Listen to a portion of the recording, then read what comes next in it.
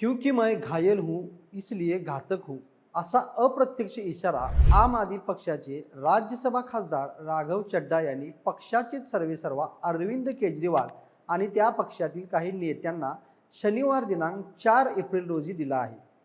यावर हरियाणामधील आपचे माजी पदाधिकारी नवीन जयहिंद म्हणतात, घातक चित्रपटातील एक मेसेज राघव चड्डा देण्याचा प्रयत्न करत आहेत की ते घातक चित्रपटातील काशीनाथ आहेत तर केजरीवाल कातिया आहेत।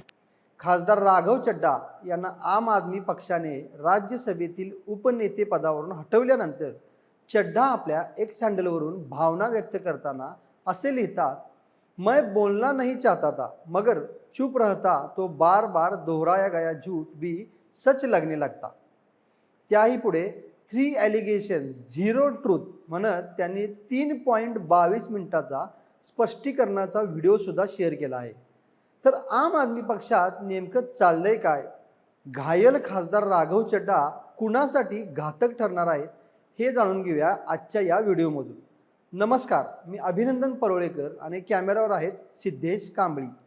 इतिहासात मागे गेल्यास असे दिसते की आम आदमी पक्षाची सुरुवात 2012 साली झाली होती। त्यानंतर पक्षाला यश आणि सत्ता मिळत गेली, पण त्याचबरोबर आणखीन एक प्रश्न निर्माण झाला, तो म्हणजे प्रशांत भूषण, योगेंद्र यादव, कुमार विश्वास, कपिल मिश्रा या मोठ्या नेत्यांनी पक्षाला रामराम केला होता। सध्या दिल्लीमध्ये भाजपचे सरकार आहे। दिल्ली विधानसभा वेळी देखील आपमधील अंतर्गत संघर्ष जोरदार होता आणि आता पंजाब विधानसभा निवडणुकीत 1 वर्षापेक्षा कमी वेळ शिल्लक असताना खासदार राघव चड्डा आणि आपमधील कलहाने पक्षात पुन्हा संघर्ष उफाळून आला आहे। यापूर्वी राज्यसभा खासदार स्वाती मालिवाल यानंतर आता राघव चड्डा देखील आपल्याच पक्षाच्या भूमिकेवर प्रश्नचिन्ह उपस्थित करत आहेत। माझ्या विरोधात पक्षात एक पूर्वनियोजित मोहीम सुरू आहे। सारखीच भाषा, सारखीच विधाने, सारखेच आरोप हा योगायोग नाही, तर हा एक सामूहिक हल्ला आहे।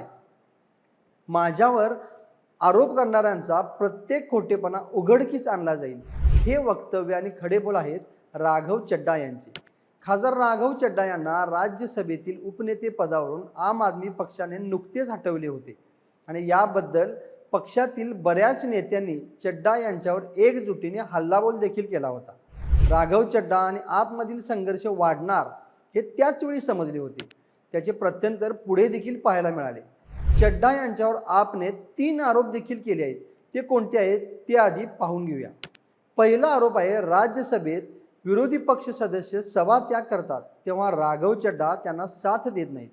दुसरा आरोप आहे, मुख्य निवडणूक आयुक्तांविरोधातील महाभियोग प्रस्तावावर त्यांनी स्वाक्षरी करण्यास नकार दिला आणि राघव चड्डा घाबरले आहेत, त्यामुळे ते निरर्थक मुद्दे उपस्थित करतात। हा तिसरा आरोप आहे। शनिवार दिनांक 4 रोजी एक व्हिडिओ शेअर करत चड्डा यांनी त्यांच्यावरील आरोपांना उत्तर देताना काय म्हटले ते पाहूया। आपल्यावरील पहिल्या आरोपावर ते म्हणतात, विरोधी पक्ष संसदेतून बाहेर पडतो तेव्हा राघव चड्डा तिथेच बसून राहतात, हा थादांत खोटेपणाचा आरोप आहे। असा एक प्रसंग सांगा जेव्हा मी विरोधी पक्षाच्या सदस्यांसोबत बाहेर पडलो नाही। संसदेत कॅमेरे लावलेले आहेत, तुम्ही रेकॉर्ड बाहेर काढा आणि मला दाखवा।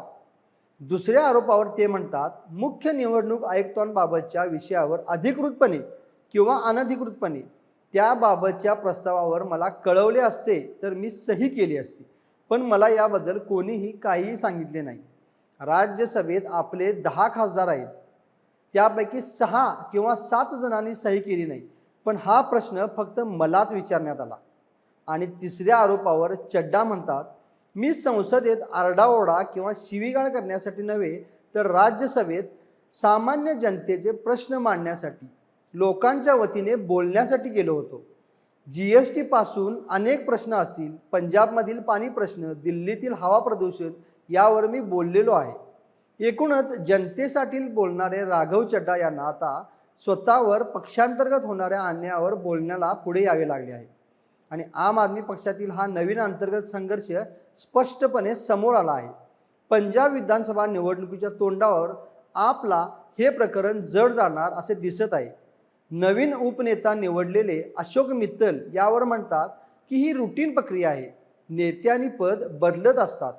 तर एका अहवालानुसार असे देखील म्हटले जाते, खासदार राघव चड्डा यांनी 3.5 वर्षात त्यांना मिळालेल्या खासदार स्थानिक विकास क्षेत्र योजनेअंतर्गत मिळालेल्या निधीपैकी केवळ 4% पेक्षा कमी निधी खर्च केला आहे, असेही बोलणे सुरू आहे.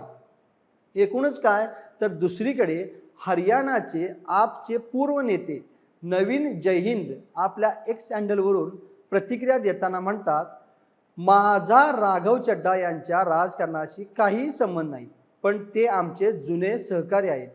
राघव चड्डा यांनी दिल्ली आणि पंजाबमधील धनदांडग्यांची गुपितेही सांगितली पाहिजेत. अरविंद केजरीवाल मुख्यमंत्री असताना मुख्यमंत्री निवासस्थानी राघव चड्डा यांना किती अमानुषपणे मारहाण करण्यात आली होती आणि त्यांना कशा प्रकारे जखमा झाल्या होत्या, ज्यामुळे त्यांच्या डोळ्यालाही दुखापत झाली होती, हे देखील त्यांनी सांगितले पाहिजे. राघव चड्डा यांना सर्व गोष्टी सांगितल्या आल्या पाहिजेत. त्यांच्याकडे दिल्ली आणि पंजाबमधील मोठ्या धनदांडग्यांची गुपिते आहेत. या सर्व गोष्टीबाबत तुम्हाला काय वाटतं? आपने चड्डा यांच्यावर केलेल्या आरोपात तथ्य आहे का? तसेच राघव चड्डा यांनी आपल्यावरील आरोपांचं केलेलं खंडन योग्य आहे का? आपमधील अंतर्गत संघर्ष मोठे रूप घेईल काय? अरविंद केजरीवाल यांना सोडून गेलेल्या नेत्यात राघव चड्डा यांचं पण नाव जोडले जाईल का?